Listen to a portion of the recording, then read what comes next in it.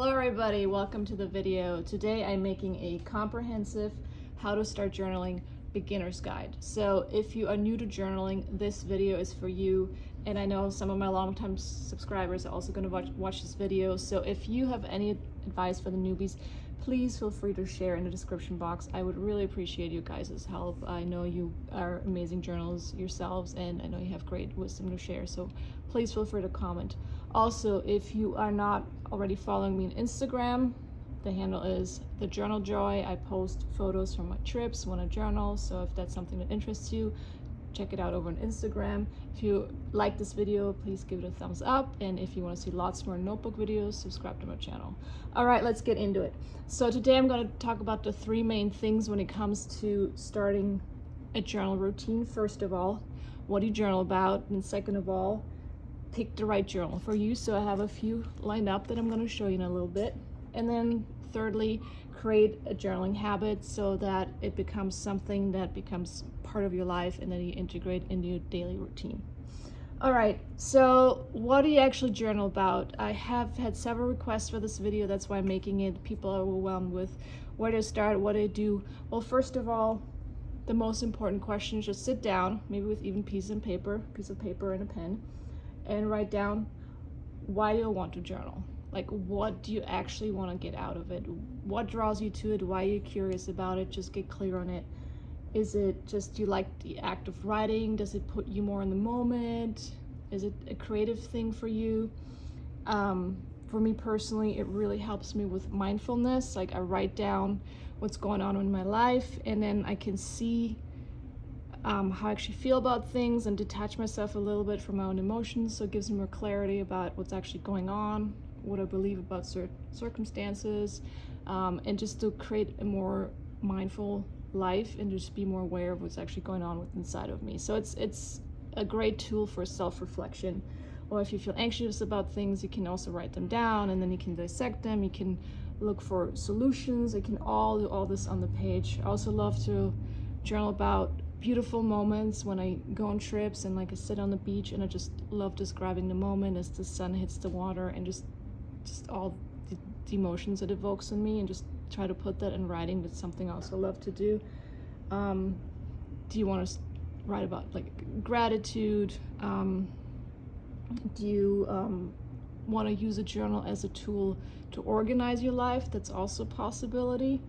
So just sit down, think about it. What do you want to get out of it? What aspect of writing are you drawn to? So I have a few suggestions more specifically. So if you want to get into a journaling routine that's more on an artistic side to explore yourself better, I highly recommend the book The Artist's Way, where you will write what's called morning pages. So every morning you sit down and write 3 pages, and it is a great way to actually get you into a journaling routine. So I'm gonna link all of the recommendations, everything I'm showing you today. Everything's gonna be in the description. I'm gonna link to everything so you can check it out later and see if anything interests you. It'll all be down there. So that is my first recommendation, is The Artist's Way. So the second thing is, if you're a little bit overwhelmed still with just free writing, you could start a journal that has actually journal prompts in it. A great thing like this one, for example, is from the company Rustico. It's their 5-year journal. So here you get a journal prompt for every single day, and it's a 5-year journal, so it's for 5 years. For example, August 3rd, a decision I need to make, and then you can write about this. Just a few lines, so it's just a minute or two. It doesn't take up too much of your time. Something I listened to recently, and something that worries me, how I felt about today. Just random journal prompts, 1 word I would describe myself with, how my career makes me feel. So it is a way to explore yourself and your life better, and to get to know yourself better without taking up too much of your time, so you always know what you're going to write about. And what's also nice about these type of journals, you will see how you change over the years, where you actually do change, where you evolve, where you still stay the same. So it's a nice way of just keeping track also of your life a little bit and what's going on. So recommend this as well. So that was the Rustico 5-year journal. Again, link will be down in the description. Another thing is, and I don't own it personally, it is the 5-minute journal, but I have been doing 5-minute journalings for years now, and it is also something that has added a lot to my life.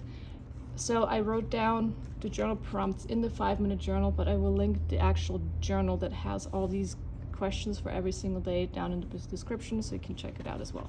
So with the 5-minute journal, you sit down in the morning and you write down, today I'm grateful for 3 things, what would make today great, then daily affirmations, I'm abundant, I'm healthy, whatever comes to mind, and then 3 amazing things that happened today. So this section you do at night. You sit down one more time before you go to bed, or in the evening, dinner, whatever.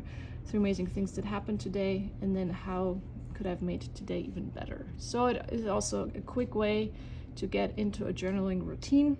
As I said, 5-minute journal, it takes about 5 minutes a day. It's another great way to just start journaling without feeling too overwhelmed, because it gives you an outline of what to actually write about.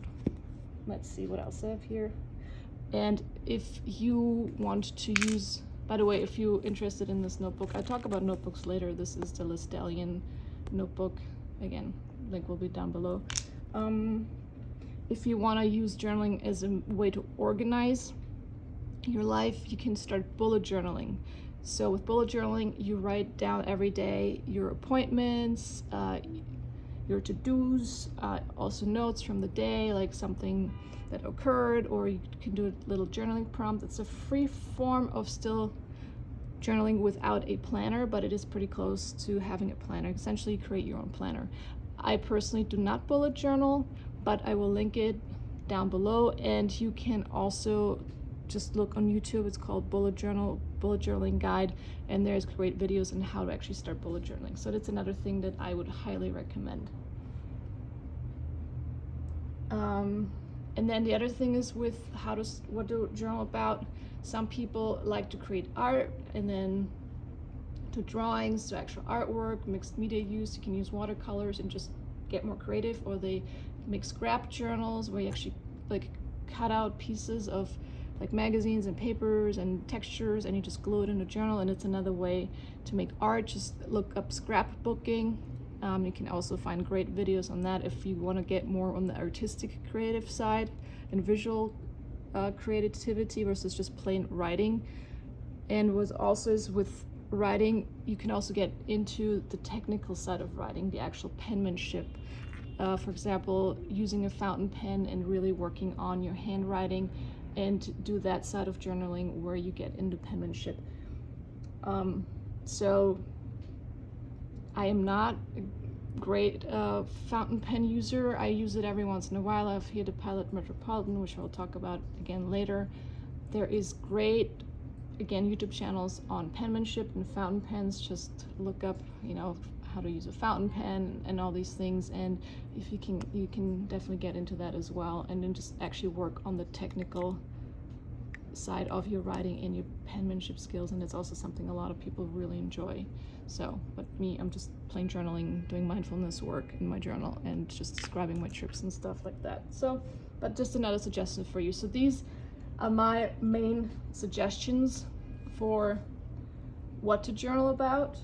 Again, for the people that have been long-term subscribers, please leave all your suggestions and ideas in the comments if you're watching this video. I'd really appreciate it. Yeah, so that was the first section. So the second part is pick the right journal for you.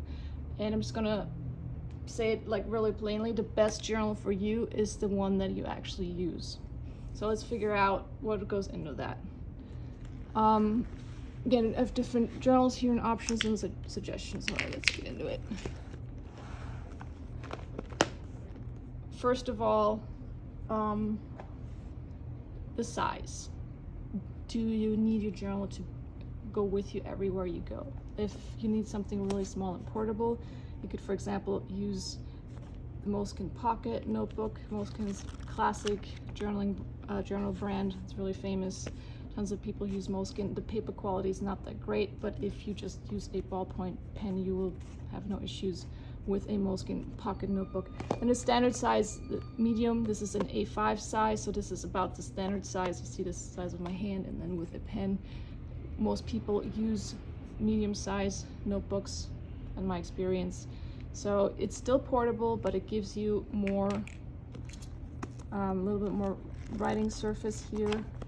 with the size. This is a lined, I don't want to show you because all my writings are in there. It's a Leuchtturm 1917, and this is like the journal I would recommend for most people. I love this brand. It has better paper quality than the Moleskine. You can use a fountain pen in it as well if you want. It is 80 GSM paper, and the GSM is gram per square meter. It is how heavy the paper is, and usually the heavier the paper, the more it's fountain pen friendly, and you can use watercolors in it if you go to 120 GSM. But it also just depends on the actual quality of the paper. So not every like thick paper is automatically better, or every thin paper is horrific. There's also really thin paper that's excellent for fountain pens. It's Tome River paper, which only 52 GSM. So I don't want to confuse it too much with it, but this is like my go-to all-around journal that I recommend for beginners. It's the Leuchtturm 1917. I will link it again in the description below. It has a nice feel to the paper. That's something that's important to me as well, is how the paper feels, and there's a nice softness to it, and it's smooth but not too slick. So you get a smooth writing experience, because for me, when I get into the mode, I want to have an effortless writing experience. I don't like when paper is rough, like sketch paper. You have a lot of like graininess to it, so you have to work harder when you write, whereas the pen just flows more effortlessly over the page. And if you want really slick paper, you go something like this. It's the Kawades Habana. It's a little bit bigger, so this is also depending on how much writing space you want. Do you want a lot of do you want to write a lot of volume? Then you need a little bit of a bigger journal, because otherwise you fill this up in a couple of weeks. So you see how the difference is between a pocket and this one. So again, this is called the Kawades Habana. I'm going to link it down below. And I personally use this as my morning pages. So I filled up 3 pages every morning for a while when I worked through the Artist's Way that I mentioned earlier. I use this, and it has excellent paper. It's great with fountain pens. It has slickness to it that's really nice. You get a really smooth writing experience. So these are like the go-tos. And then you can go all the way up to these absolutely gorgeous handmade Italian letter journals from Epica. These are absolute premium journals. I totally love those. You see the brand. Again, I will link them down below. I also have a discount code for them if you want to pick one of these up. And I know the price is on the higher side, but I think they're absolutely worth it, and they'll last you a lifetime, and they are also refillable. So you can get a more affordable refill for these and just keep using them over and over again. So yeah, you see this is lined here. Yeah, and then small details are, do you want a lined notebook? Do you want graph or dot grid? Actually, I didn't pull out a dot grid. I don't use dot grid as much. And there's just something you'll learn over time. Or do you want a blank page where you just can express yourself freely? Some people like to have the guides with the lines, so you don't get as messy with it. That's, again, a personal preference. What type of ruling you want. Again, blank, lined, dot grid, or graph. So again, something to play around with here, and just something to ask yourself, and just, just start using one and then get a different kind later. Like start out with a lined one or blank one, and you can try dot grid and see which one works the best for you. And it's also trial and error, and what's also the fun of it with journals. You just always get to try a new one. But if you're really intimidated with these notebooks because you don't want to mess up the page because they were expensive and whatnot, just grab a composition notebook. It's like $1, really cheap. So if you mess it up, or if you hate what you wrote, you can write it, just throw it in the trash and not feel bad about having wasted any money. That's also something to consider. If this one's from Big Lots here in the US, so super cheap. And yeah, so if you're intimidated by filling up a notebook, then just start small. Start with something like this, and then work your way up to one of these, or even like these gorgeous leather notebooks. I personally see a notebook as a companion, where I just have it with me. It's like almost not like a friend. It sounds cheesy, but just something that you bond with because it holds your thoughts and what's going on with your life and your memories and your treasures. So for me, I love a really nice, good notebook. And then Again, I talked about the paper quality, so the thicker the paper, usually you have less ghosting and bleeding, and ghosting is when you can see what's being written on one side back here on the other side. So because this is a Lastellian notebook, which I'm also going to link below, you see it's 100 GSM, so it's slightly thicker, but then you don't see any ghosting like as much from what's been written on the other side. So you can barely see it here. And then when you take something like a Moleskine, which is only 70 GSM, I'm sorry the sun's coming in here, but I don't want to restart the journal. Here you can see a lot more ghosting compared to this thicker paper. And then with the fountain pen, you see bleed through, which means you see the ink actually coming through the page. So that's why I don't think Moleskine is fountain pen friendly paper, but you can feel the paper is thinner. And I like the feel of thinner paper than thicker paper, but I don't love the bleed through.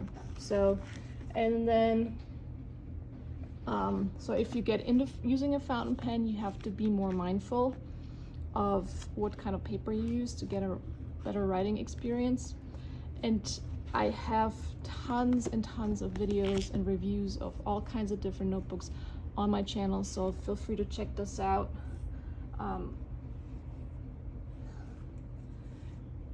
And see which ones strike your fancy. And I do writing samples in all my reviews, and you can see how fountain pen friendly they are, and then pick one of them. So just browse on my channel and start looking around. And so in terms of what pen to use, because to me pen is also important for journaling, but for me the actual notebook's more important. Some people are all about the pen, and that's why they use fountain pens. My go-to all-around pen that works literally in every journal is the Uniball Jetstream 101. Again, I'm put it down below in the description as well. So it's super cheap. It's a hybrid pen between a ballpoint and I believe a gel pen. So it's a hybrid ink, which has a really smooth ink flow. Again, you get a really smooth writing experience. It doesn't smudge, or the pen doesn't just give out, and then you shouldn't actually be aware of the pen when you write. Shouldn't give you any trouble. And if you want to look into getting a fountain pen, this is my recommendation for a fountain pen. It's only around $20. It's the Pilot Metropolitan with a medium nib, and then you can buy some ink for it. Either you can buy the little cartridges, or you just buy ink and fill it up, and then the ink that you buy lasts a lifetime if you buy a little bottle, or at least for me, because I don't use it that much. So great fountain pen for beginners, but I am not a fountain pen expert, so if you want to get into penmanship and fountain pens, look for YouTube channels that solely talk about fountain pens. Several really great ones out there. So those are my pen recommendations. Again, and then last but not least, let me check my notes here. Most important is also to create a journaling habit. And what's really I would like to say here is, please do not make journaling a chore. It should be a pleasure and fun, and you should actually enjoy it and not just have it be something on your to-do list, another thing to do. So it should really be for the joy of it, and for just, yeah, because you love what you do, and not because it's on your to-do list. Okay, I gotta journal for 5 minutes between 8 and 9 and whatever, you know what I mean. So my advice for you, start small. Start with a few minutes a day. Don't try to write a novel every single day. You'll get overwhelmed pretty quickly, and then you just probably give up on it. And then also decide what you kind of want to journal about. Do you want to just write down your thoughts? Do you want to just keep track of what you did in a day? Do you want to do gratitude, or any of the suggestions I mentioned with like these type of journals with journal prompts? Yeah, and just get clear on that, and then just start small. That's what I would say.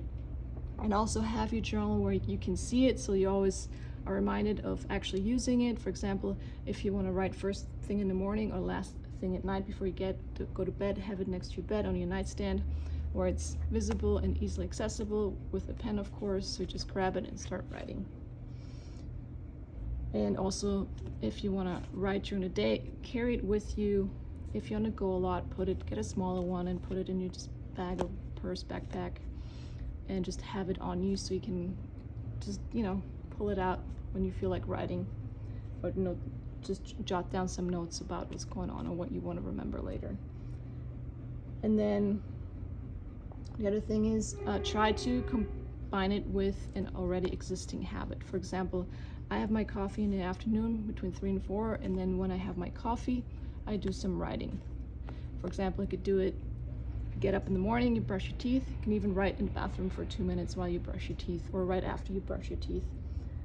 Or if you take public transport, some of you still might, despite what's going on in the world, and you're on the train every day, you can use your 20, 30, 40 minutes on the train where you actually pull out your journal and write. So if you tie it to habits that you already have in your life, you'll make it easier to remember, and then just, you know, create an additional habit out of your journaling routine.